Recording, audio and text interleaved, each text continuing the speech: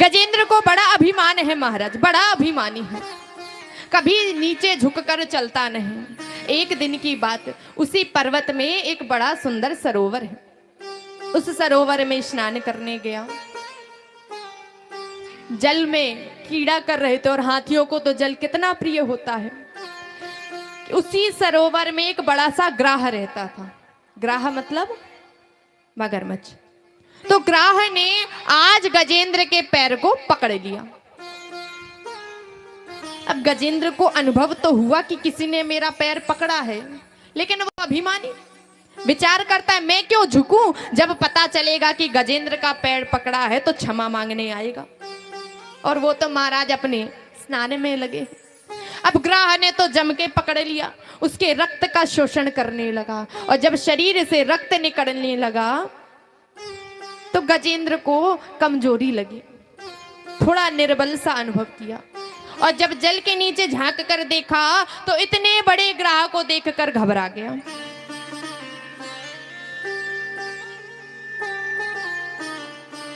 अपनी पत्नी और पुत्रों से कहता है कि मेरी रक्षा करो, इस ग्राह से मुझे बचाओ।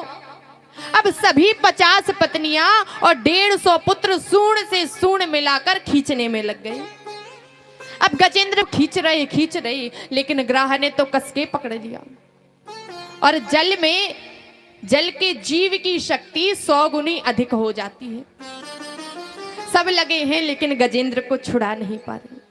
जब बड़ी देर हो गई, सारे पुत्र थक गए तो 150 पुत्रों ने सूंड हटाई और जाने लगे। गजेंद्र बोला, अरे पुत्र, तुम लोग मुझे संकट में छोड़कर जा रहे हो। पुत्र बोले, पिताजी क्या करें, कितना तो प्रयास करते हैं, आप तो बाहर ही नहीं आते। अब तो हम थक गए, अब हमसे नहीं खींचा जाएगा, चलिए। थोड़ी देर तक पत्नियां खींचती है, जब वो भी थक गई तो वो भी सूंड हटाई और गजेंद्र जल में खड़ा खड़ा चिल्ला रहा, पुकार रहा। न पत्नी साथ देती, न पुत्र साथ देते। मन में विचार करता है कि देखो तो सारा जीवन जिस परिवार को पालने में लगा लिया, अपना पेट काट कर जिनका पेट भरा, आज जब संकट का समय आया तो ये मुझे छोड़कर चले गए। संसार भी ऐसा ही है महाराज। यूं तो सैकड़ों दर्दमंद मिलते हैं, काम के आदमी चंद मिलते हैं। यूं तो सैकड़ों दर्दमंद मिलते हैं, काम के आदमी चंद मिलते हैं। और जब मुसीबत का समय आता है तो लोगों के दरवाजे बंद मिलते हैं।